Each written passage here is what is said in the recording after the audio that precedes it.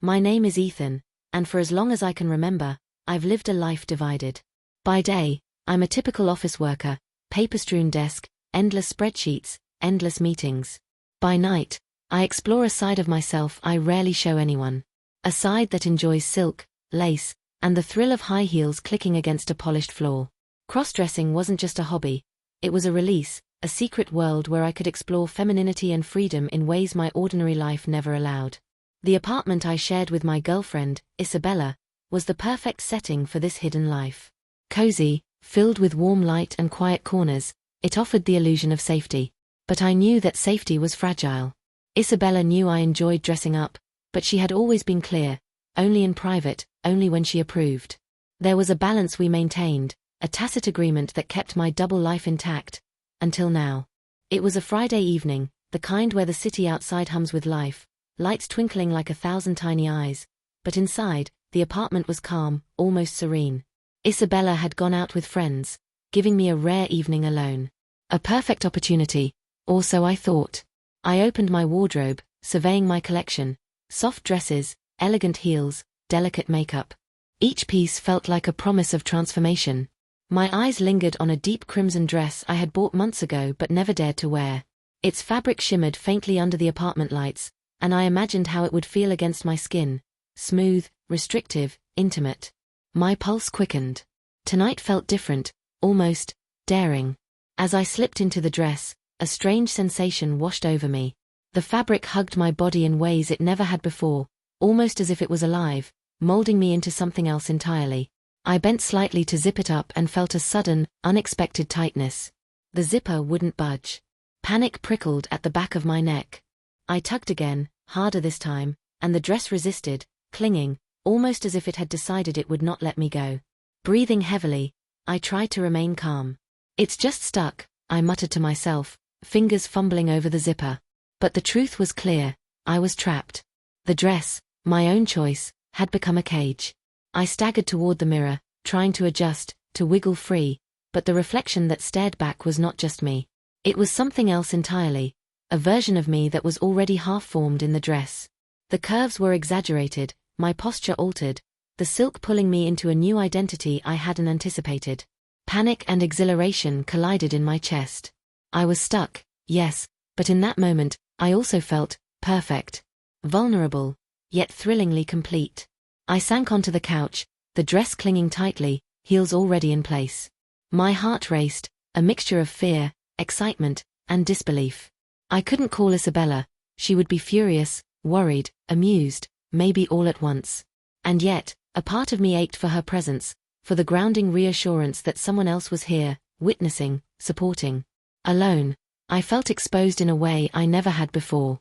Hours passed, and I became acutely aware of every detail around me. The soft hum of the refrigerator, the distant sirens from the street, the tick of the wall clock, all heightened in significance, every sound amplified by the tension coiling in my chest.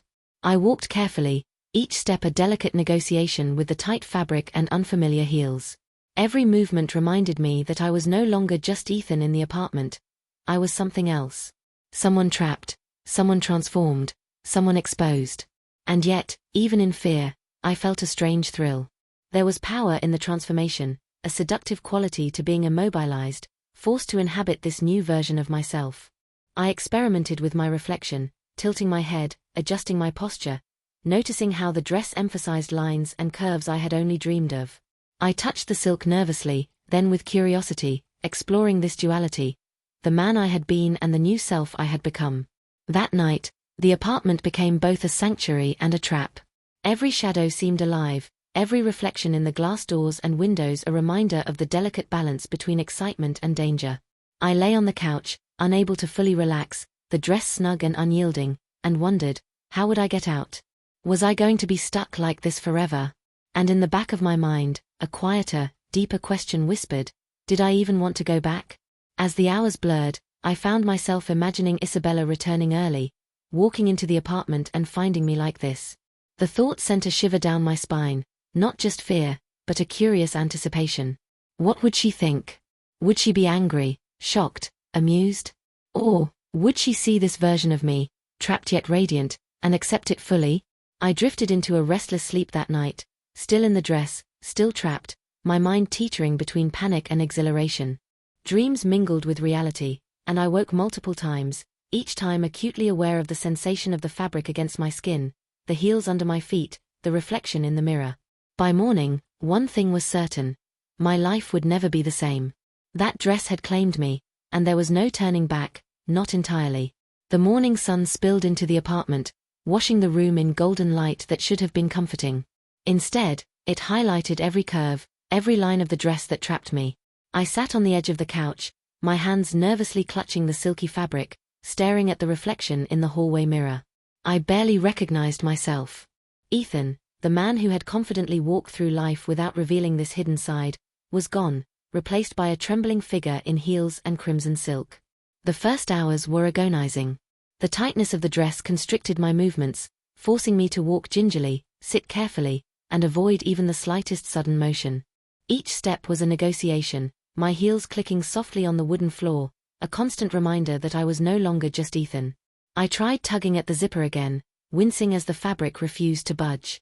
Panic and frustration surged with every failed attempt. Yet, amid the fear, a strange thrill began to creep in. The sensation of being immobilized, of having every curve accentuated, brought an unfamiliar confidence.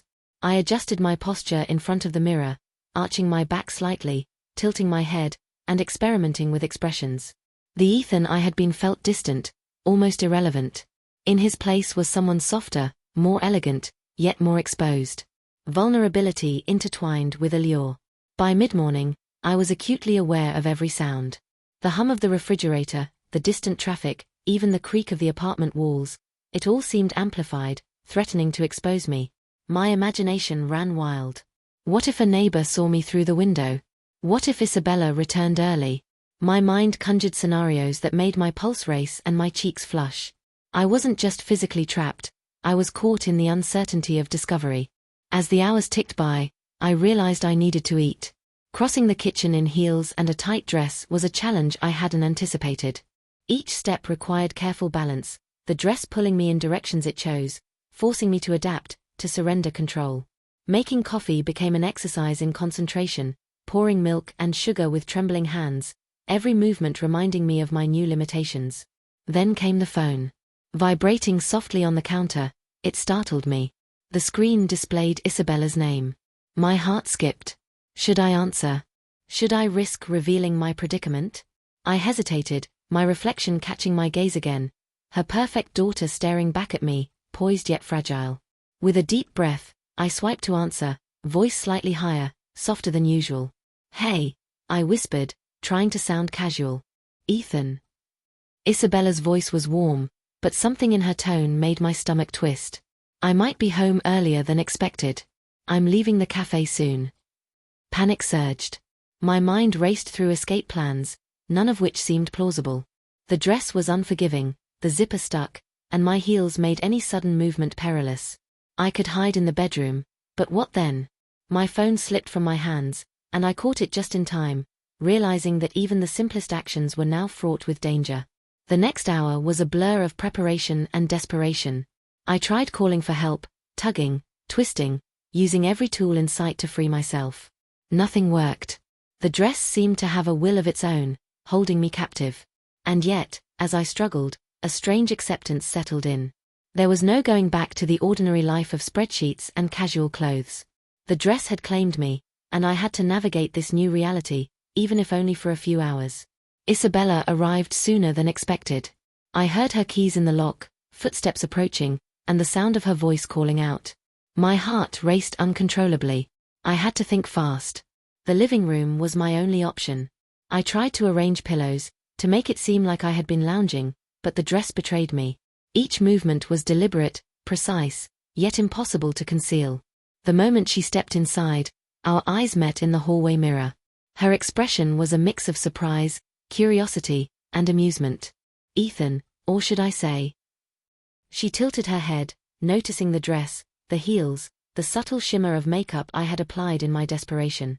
My face burned, every nerve alive with fear and exhilaration. I got stuck, I admitted, my voice trembling. The zipper, it won't move.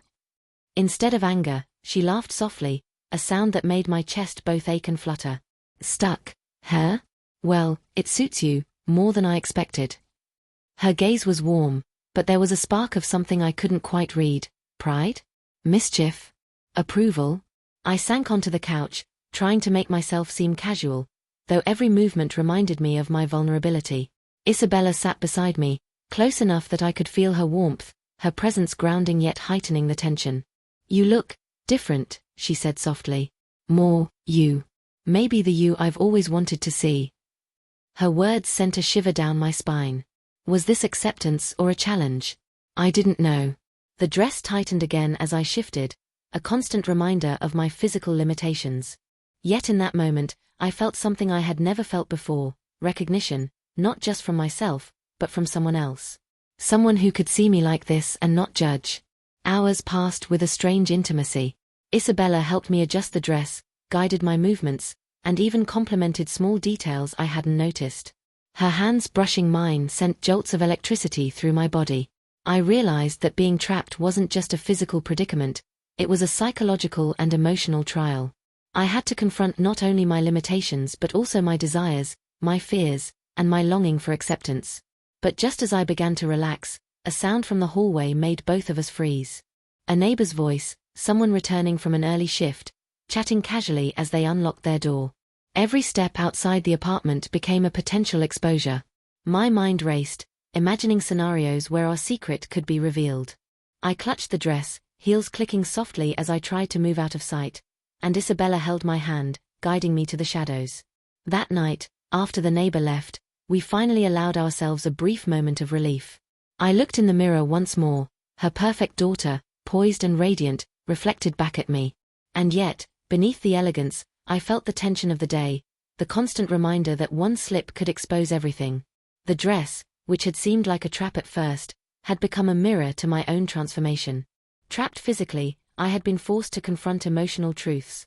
My desire for self-expression, the thrill of vulnerability, and the complex, unspoken bond with Isabella. She didn't just see me, she understood, guided, and challenged me, pushing me toward a version of myself I hadn't dared to explore. As midnight approached, exhaustion settled in, but the tension didn't fade. Every sound, every shadow, every reflection reminded me that this experience was far from over. The dress had changed me, perhaps permanently, and the question lingered.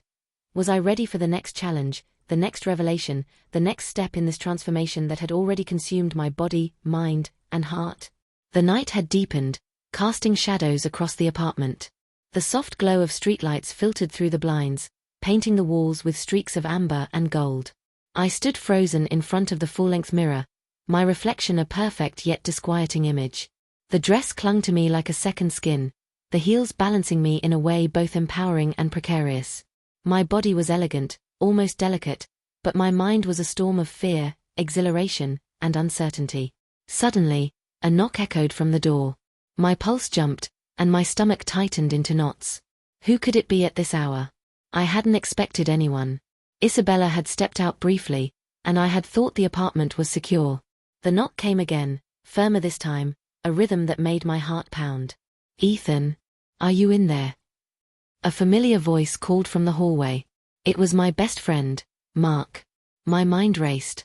How could he possibly find me like this? The zipper at the back of the dress remained stuck, my fingers fumbling as I tried again in vain. The dress had become more than a trap. It was a cage that threatened to expose everything. I froze, unsure of what to do. Panic surged. My reflection in the mirror caught my eye, and for a moment, I barely recognized myself. The woman staring back wasn't entirely me, or perhaps she was, a hidden facet finally forced to the surface. My mind screamed for action, for escape, but the dress and heels limited every movement. The doorknob rattled. Mark's voice became more insistent. Ethan, I know you're in there. Open up. Isabella appeared behind me in the mirror, calm yet expectant. Stay still, she whispered. Her hand rested lightly on my shoulder, grounding me. Her presence reminded me that despite the fear, I wasn't alone. She understood, guided, and somehow commanded the tension in the room to ebb just enough to allow me to think. I took a shaky breath and whispered back, I can't. The dress, it's stuck. Mark's voice wavered with concern. What do you mean, stuck? Are you okay? Isabella's eyes met mine in the reflection. I'll handle this, she said. Without hesitation, she moved to the door and opened it just a crack. Mark, it's fine.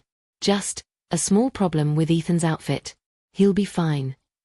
Mark's brow furrowed, confusion and curiosity warring on his face, but he nodded, trusting Isabella's calm authority. He left after a few more cautious questions, the door closing with a soft click that left the apartment feeling eerily quiet again. I exhaled, my body trembling. The threat of exposure had passed, but the tension remained. The dress still clung tightly, unyielding, almost mocking. My reflection in the mirror caught every detail. The way the fabric accentuated my curves, the heels elongating my legs, the subtle shimmer of makeup highlighting my features. I looked perfect. Yet the perfection felt precarious, like a fragile mask that could shatter at any moment. Hours passed, and Isabella guided me through the apartment, helping me navigate the confined space. Every step was deliberate, careful, and exhausting.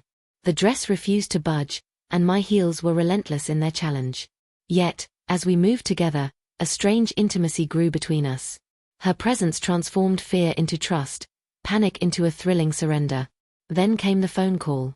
A text message from work, urgent and insistent, an unexpected early morning meeting. My heart sank. How could I possibly attend? The dress would never allow me to change back in time, and even if it did, the risk of leaving the apartment trapped like this was unbearable. Isabella's eyes met mine, a mix of amusement and seriousness. We'll figure this out, she said. Her hands brushed mine, steadying me, guiding me to the couch. You're not just Ethan tonight. You're something more, and we'll navigate it together. The emotional tension coiled tighter. I realized the dress wasn't just fabric. It was a catalyst, a symbol of control, vulnerability, and exposure. Every movement reminded me of my dual identity, the secret I had carried for years, now amplified by circumstance. Suddenly, a sharp sound from the window made me freeze.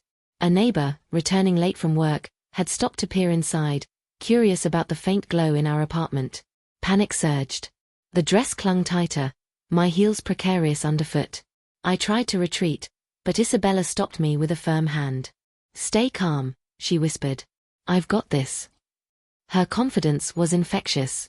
She opened the blinds just enough to greet the neighbor with a casual wave, diverting attention without revealing my presence. My heart thundered, every nerve alive with tension. The danger had passed, but the adrenaline left me shaking. As midnight approached, Isabella guided me to the bedroom, where I finally allowed myself to sit and reflect. The dress, though still trapping me, felt less like a cage and more like a mirror, revealing truths I had hidden even from myself. Vulnerability and confidence, fear and exhilaration, shame and desire, all collided in a heady mix that left me breathless. We sat together, her hand resting lightly on mine, as I stared at the mirror. My reflection wasn't just me trapped in a dress, it was me transformed, forced to confront emotions I had long buried. The realization hit me. This wasn't just an accident. The dress, the trap, the exposure, it was a turning point. My identity, my desires, my relationship with Isabella, all were being reshaped in ways I couldn't yet fully understand. The final hours of the night were a tense dance of intimacy and suspense. Every sound, every shadow, every flicker of light became a reminder that exposure was never far away. And yet, with Isabella by my side, I felt a strange exhilaration, a thrill born from vulnerability, transformation, and the uncertain path ahead. As the first light of dawn filtered into the apartment, the dress still clung to me, a constant reminder of the night's events. My reflection in the mirror revealed not just Ethan trapped, but a version of myself I had never fully embraced. And in that moment, I realized that life as I knew it had ended. The dress had changed me, irrevocably, emotionally and physically. The morning sun stretched its golden fingers across the apartment, illuminating every corner of the room. I sat on the edge of the couch, the dress still clinging tightly, my heels perched precariously on the floor. The events of the night lingered like a heavy fog, Mark's visit, the neighbor at the window, the constant fear of exposure. And yet, despite the anxiety, a strange calm had settled over me, fueled by the knowledge that Isabella had guided me through it all. But the calm was deceptive. A soft chime from the doorbell shattered the silence, sharp and insistent. My heart skipped. Who could it be now? Isabella wasn't home yet, this wasn't part of the plan. I froze, the dress tightening as if sensing my fear. "I'll check," Isabella said, stepping lightly into the hallway. Her voice was steady, reassuring, but I could see the same flicker of curiosity in her eyes that I felt myself. Moments later, her voice returned, tinged with surprise. "Ethan, someone's here asking for you." My stomach sank. "Who?" "I don't know. They didn't give a name. They just said it was important." Panic surged through me. Important? At this hour? My mind raced, conjuring images of co-workers, neighbors, even strangers, anyone who might see me like this. The dress clung tighter, my heels suddenly more treacherous, my reflection in the mirror showing a mix of fear, vulnerability, and anticipation. "Stay calm," Isabella whispered, her hand brushing mine. "Whatever it is, we'll handle it together." I nodded, but my body betrayed me. Every step toward the door felt like walking a tightrope. My reflection in the hallway mirror caught my attention again. The silhouette of a woman, poised yet trembling, mirrored back at me. I hardly recognized the person I had become. The door swung open, and a figure stepped inside. Shadows masked their features, but the voice was unmistakable. "Ethan," it said, low and deliberate. "We need to talk. Now." The words sent a jolt through me. My mind spun. Who could possibly know? How had they found me? The dress felt tighter, the heels more precarious, and for the first time, I realized just how exposed I truly was. Isabella moved slightly in front of me, protective yet curious. "Who are you?" she asked, her voice calm but firm. The figure stepped into the light, revealing a face that made my blood run cold. My boss from work, a person who knew very little about my private life. His eyes scanned the room, landing on me, the dress, the heels, the makeup. There was no shock, no immediate judgment, only a calculating intensity that made my stomach churn. "I heard about your situation," he said slowly, each word deliberate. "And I think we need to discuss it, in private." My breath caught. Discussion? Private? The implications were terrifying. Would this ruin everything? My career, my relationships, my secret? The risk of exposure had escalated beyond anything I had imagined. Isabella stepped closer, her hand gripping mine tightly. "Ethan can handle this. Right now, just stay calm." I nodded, swallowing hard, trying to steady the tremor in my voice. I'll talk," I whispered. The room felt charged, every second stretching into an eternity. The dress, once a source of panic and vulnerability, now symbolized everything I had become, trapped physically, transformed emotionally, and exposed in ways I had never experienced. As my boss moved toward me, I caught my reflection one last time. The woman in the mirror, elegant, poised, but trembling, stared back. Her eyes were filled with fear, desire, and a strange exhilaration that made my pulse race. I realized then that whatever happened next, life as I had known it was gone. Completely gone. The door clicked shut behind him, the sound echoing like a verdict. My heart thundered. The dress clung tighter, my heels wobbling slightly, as I braced for what was coming. Every nerve was alive with anticipation, dread, and curiosity. I didn't know what awaited me, judgment, ridicule, acceptance, or something even more unexpected. And then, the figure leaned in slightly, voice low and deliberate. "Ethan, or should I say, you. We need to figure out who you really are." I froze, every muscle tense. The words hung in the air, heavy with implication. My reflection in the mirror seemed to smile at me, a silent reminder that the transformation wasn't just physical. It was emotional, psychological, irreversible. The screen fades to black in my mind. The story doesn't end here. The suspense lingers. Will I be exposed? Will Isabella protect me, or will my secret finally unravel?